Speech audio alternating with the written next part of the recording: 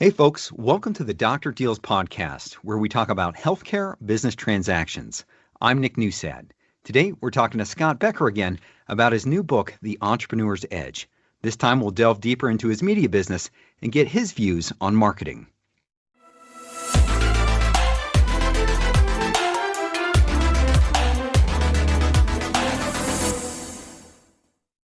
Scott Becker is the publisher of the Becker's Healthcare Media Publications, the host of the Becker's Private Equity and Business podcast, and a longtime attorney leader at the McGuire Woods Law Firm. Scott, thanks so much for taking the time to share some more of your story with us.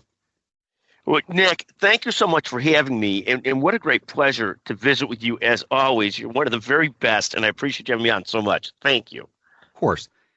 Now, last time we spoke, we covered a few key chapters from your new book about entrepreneurship. Today, I'd like to talk more about your business, the Becker's Healthcare Media business. So one of my attorneys at the McGuire Woods Law Firm once told me that you are the master of marketing. So I'm interested to hear, in your opinion, what are the best types of marketing? Yeah, so I don't know that I would call myself a master of marketing whatsoever. I think, I view marketing at the end of the day at two very different levels. Marketing a lot is communication to your audience, your target customer, as to here's what we do, here's where our expertise is, and we're open for business. And I've always viewed marketing, and then the second big part of marketing is actually sales. And I'm a believer on many levels that marketing without some direct connectivity is almost a waste of money, a waste of time, a waste of energy. So if you're not going to, marketing at the end of the day ought to be brand support, support for sales, support for business development.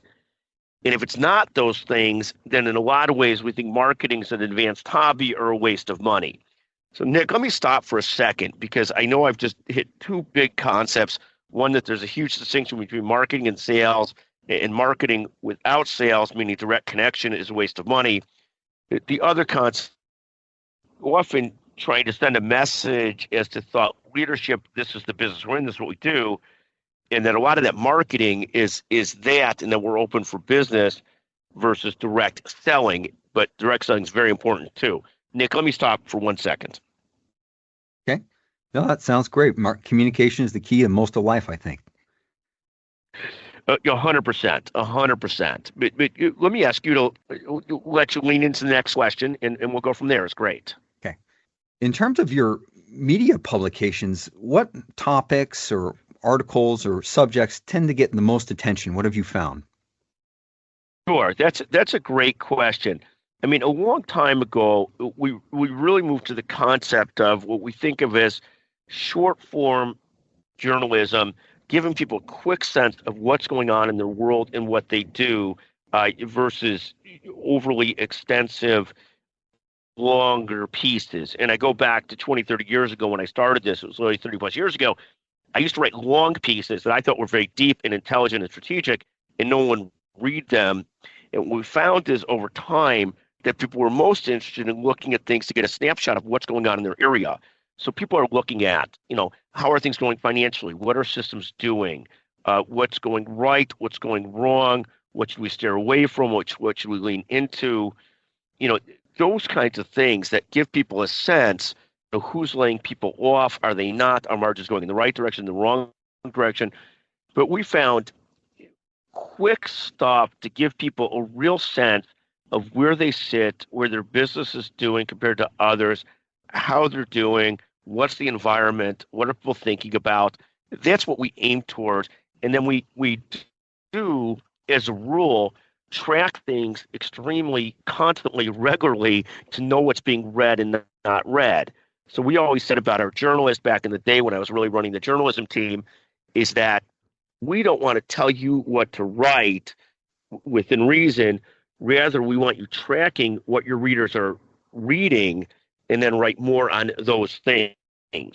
So as to the two or three thoughts are short form journalism to give people a quick sense of what's going on in their industry or their business, And third is that our journalist, it's a constantly evolving thing by looking at your stats, looking at what people are reading and doubling down on that. It's almost like any business, understanding what's going well and writing more about that. And similarly, what's going well in business and doing more of that. So that's sort of how we look at it. I don't know if that's helpful, Nick. It is. It sounds like you're really using the technology to track what people are looking at. So what would you say is the role of technology in your media business today, aside from what you've already said, as opposed to when you started out?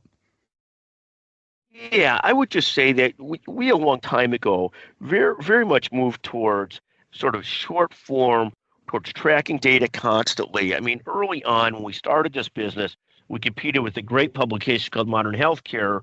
In Modern Healthcare, we couldn't afford to keep up with them on the print side. So we decided that we would target being a leader on the digital side. And it wasn't by any brilliance. It was just this was what we could afford to compete in. And so we tried to be great in digital. So really, from the early on, we were constantly tracking how many website visits we were getting, how many people were opening the newsletter, how many people were reading the newsletter, and those kinds of things. So we were always tracking those things quite closely. I think as we've got more sophisticated over time, we're able to better understand who's reading what, why they're reading what, whose articles are being read, and everything else. But I would say we've always been quite data conscious as to what's really driving readership, where are people really finding it interesting. And so we've always been tracking it. I would say the tools and the opportunity and the ability to do so has constantly evolved over time and gotten better and better. Now, in addition to your online publications, you also put on many conferences a year for a long time now. How has those two things, the online publications and your conferences, enabled you to connect with folks and meet folks that you might have never met otherwise? Well, certainly at many levels it has. I mean, I'm on the phone with you today, on the podcast with you today, and Nick, I probably wouldn't have met you other than through some of these different efforts, through either digital, the Becker's Healthcare, the conferences, and so forth. And so you get to visit and meet and connect with so many different people, whether health system leaders, whether people that work in the health system area, whether celebrities that come to speak at our conferences. I mean, it just gives you a whole world of sort of like of opportunities to connect and visit with people, whether myself or people that attend our conferences. And then I would say on top of that, you get back to the constant focus on what's important, what are you trying to do, why are you trying to do it, what's interesting, and so forth.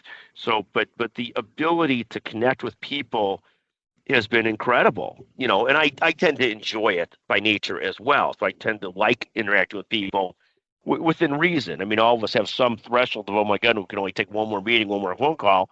But in the big scheme of things, I tend to enjoy it a lot. So, of all the speakers you've had at your conferences over the years, all the folks you've interviewed on your podcasts, who really sticks out as being very memorable interviews or memorable interactions among all those? Yeah, there's so many. I mean, I'll go through four very quickly, and I'll probably add on another or two as well. I'll go through four. The first two, I would say, George Bush and Hillary Clinton, just because the media had portrayed both these people in such a way that, whether Hillary is being a bad person, George Bush is being stupid, and it depends which side of the media, of course, but when you get to meet both of them, they're both bright, charming, and a pleasure. And so I've enjoyed both of them over the years. We've had them both speak several times, and I've really enjoyed both of them. Two other people I'll mention. One I've loved having, and one I've loved having at times, and other times not as much, and I'll explain both. So the next is Kareem Abdul-Jabbar. We had Kareem Abdul-Jabbar speak, and Kareem is such a careful speaker that he writes out his notes before he talks and gives a speech, really directly from his notes. And that was sort of fascinating because you don't expect that from such an accomplished guy. But what's fascinating about Kareem is once you get him to the question and answer session, there are few people that are brighter than Kareem Abdul-Jabbar. And he's very learned on a lot of different subjects. He's very deep thinking on both sides of the equation and just an absolute pleasure. Another person in a similar vein, and this is not who I was going to talk about, so I'm going to end up with a fifth here, was Bill Walton. We had Bill Walton speak several times over the years before he passed away. And Bill was so gifted, could speak intelligently on such a wide range of subjects that he was unusually a pleasure to visit with, just literally fascinating and a total pleasure. So that was another one that we really just loved visiting with.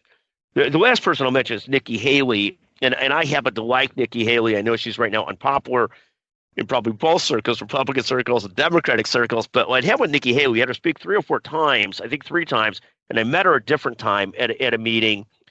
And Nikki Haley, when she's not working so hard to be on message, we had her one time of the three where she was working so hard to be on message. And as somebody who watches professional speakers and interacts and questions and does interviews with them, when people are hardcore on message, it is brutally non-fun, just as an aside.